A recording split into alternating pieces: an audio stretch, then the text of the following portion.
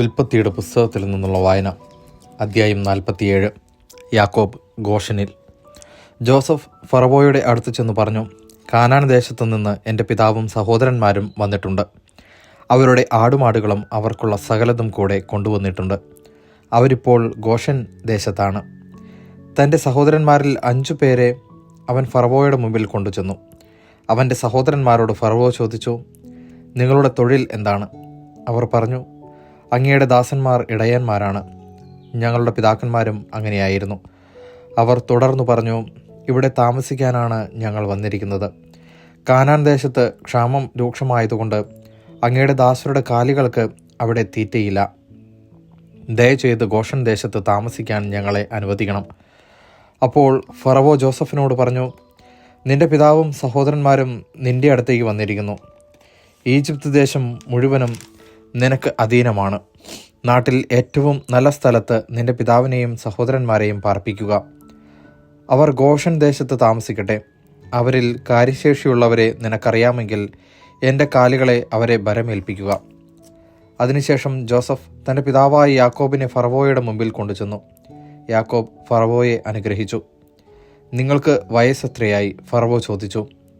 എൻ്റെ ദേശ അന്തരവാസന്തകാലം 130 വർഷമായിരിക്കുന്നു. അത് ഹ്രസ്വവും കഷ്ടപ്പാടുകൾ നിറഞ്ഞതുമായിരുന്നു. എൻ്റെ പിതാക്കന്മാരുടെ ദേശാന്തരവാസ കാലത്തോളം ആയിട്ടില്ല അത്. ഫറവോയെ അനുഗ്രഹിച്ചതിനു ശേഷം യാക്കോബ് അവിടെ നിന്ന് പോയി. ഫറവോ കൽപ്പിച്ചതുപോലെ ജോസഫ് തൻ്റെ പിതാവിനും സഹോദരന്മാർക്കും ഈജിപ്തിലെ ഒരു ദേശം അവകാശമാക്കി നൽകി. അവരെ അവിടെ പാർപ്പിച്ചു. നാട്ടിലെ ഏറ്റവും നല്ല ദേശമായ റംസേസ് ആണ് അവൻ അവർക്ക് കൊടുത്തത്. ജോസഫ് തൻ്റെ പിതാവിനും സഹോദരന്മാർക്കും പിതാവിൻ്റെ വീട്ടുകാർക്കുമെല്ലാം അംഗസംഖ്യ അനുസരിച്ച് ആഹാരം കൊടുത്തു പോന്നു. ക്ഷാമം രൂക്ഷമാകുന്നു. ഒരു ദേശത്തും ആഹാരം കിട്ടാനില്ലായിരുന്നു.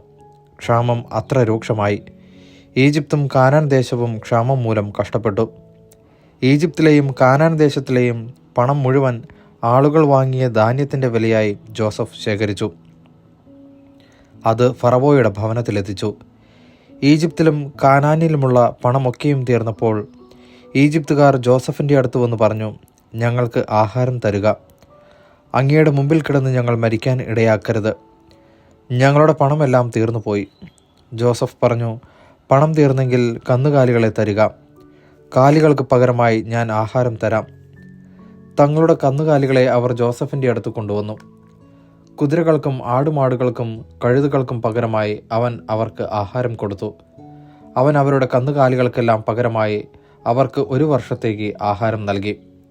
അടുത്ത വർഷം അവർ ജോസഫിൻ്റെ അടുത്ത് ചെന്ന് പറഞ്ഞു, പണം തീർന്ന കാര്യം യജമാനനിൽ നിന്ന് ഞങ്ങൾ ഒളിച്ചു വയ്ക്കുന്നില്ല. ഞങ്ങളുടെ കന്നുകാലികളും അങ്ങയുടേതായി. ഞങ്ങളുടെ ദേഹവും നിലവുമല്ലാതെ ഞങ്ങൾക്കിനി ഒന്നും ബാക്കിയില്ലെന്ന് അങ്ങേക്ക് കാണാമല്ലോ. ഞങ്ങളും ഞങ്ങളുടെ നിലവും അങ്ങയുടെ കൺമുമ്പിൽ നശിക്കാതിരിക്കാൻ ഞങ്ങളെയും നിലത്തെയും വാങ്ങി പകരം ഞങ്ങൾക്ക് ആഹാരം തരുക. ഞങ്ങളും നിലവും ഫറവോയ്ക്ക് അടിമകളായിരുന്നു കൊള്ളാം. ഞങ്ങൾ മരിച്ചു പോകാതിരിക്കുവാനും നിലം ശൂന്യമാകാതിരിക്കുവാനും വേണ്ടി ഞങ്ങൾക്ക് ധാന്യം നൽകുക. അതുകൊണ്ട് ജോസഫ് ഈജിപ്തിലെ നിലം മുഴുവൻ ഫറവോയ്ക്ക് വേണ്ടി വാങ്ങി. ക്ഷാമം വളരെ കഠിനമായി തീർന്നതിനാൽ ഈജിപ്തുകാരെല്ലാവരും തങ്ങളുടെ നിലം വിറ്റു. അങ്ങനെ നിലമെല്ലാം ഫറവോയുടേതായി. ഈജിപ്തിൻ്റെ ഒരറ്റം മുതൽ മറ്റേ അറ്റം വരെയുള്ള സകലരും അടിമകളായി. പുരോഹിതന്മാരുടെ നിലം മാത്രം അവൻ വാങ്ങിയില്ല. പുരോഹിതന്മാർക്ക് ഉപജീവനത്തിനായി ഫറവോ ഒരു വിഹിതം നിശ്ചയിച്ചിട്ടുണ്ടായിരുന്നു. അതിനാൽ അവർ തങ്ങളുടെ നിലം വിറ്റില്ല. ജോസഫ് ജനങ്ങളോട് പറഞ്ഞു, ഇന്ന് ഞാൻ നിങ്ങളെയും നിങ്ങളുടെ നിലത്തെയും ഫറവോയ്ക്കായി വാങ്ങിയിരിക്കുന്നു. ഇതാ വിത്ത് കൊണ്ടുപോയി വിതച്ചുകൊള്ളുവിൻ. കൊയ്യുമ്പോൾ 5-1 ഫറവോയ്ക്ക് കൊടുക്കണം. 5-4 നിങ്ങളുടേതായിരിക്കും. വിത്തിനായും നിങ്ങൾക്കും വീട്ടുകാർക്കും കുഞ്ഞുങ്ങൾക്കുമുള്ള ആഹാരത്തിനായും അതെടുത്തുകൊള്ളുക. അവർ പറഞ്ഞു, അങ്ങ് ഞങ്ങളുടെ ജീവൻ രക്ഷിച്ചു. യജമാനന് ഞങ്ങളിൽ കൃപയുണ്ടാകണം. ഞങ്ങൾ ഫറവോയുടെ അടിമകളായിരുന്നു കൊള്ളാം. അങ്ങനെ ജോസഫ് ഈജിപ്തിലെ നിലത്തെ സംബന്ധിച്ച് 5-1 ഫറവോയ്ക്ക് എന്നൊരു നിയമം ഉണ്ടാക്കി. അത് ഇന്നും നിലനിൽക്കുന്നു. പുരോഹിതന്മാരുടെ നിലം മാത്രം ഫറവോയുടേതായിരിക്കില്ല. യാക്കോബിൻ്റെ അന്ത്യാഭിലാഷം. ഇസ്രായേൽ ഈജിപ്തിലെ ഗോഷൻ ദേശത്ത് പാർത്തു. അവർക്കവിടെ ധാരാളം സ്വത്തുണ്ടായി. അവർ സന്താന സമൃദ്ധിയുള്ളവരായി പെരുകി. യാക്കോബ് ഈജിപ്തിൽ 17 വർഷം ജീവിച്ചു. യാക്കോബിൻ്റെ ആയുഷ്കാലം 147 വർഷമായിരുന്നു. മരണസമയം അടുത്തപ്പോൾ ഇസ്രായേൽ ജോസഫിനെ വിളിച്ചു പറഞ്ഞു, നിനക്ക് എന്നിൽ പ്രീതിയുണ്ടെങ്കിൽ എന്നോട് വിശ്വസ്തമായും സത്യസന്ധമായും പ്രവർത്തിക്കാമെന്ന് എൻ്റെ തുടയ്ക്ക് കീഴെ കൈവച്ച് സത്യം ചെയ്യുക.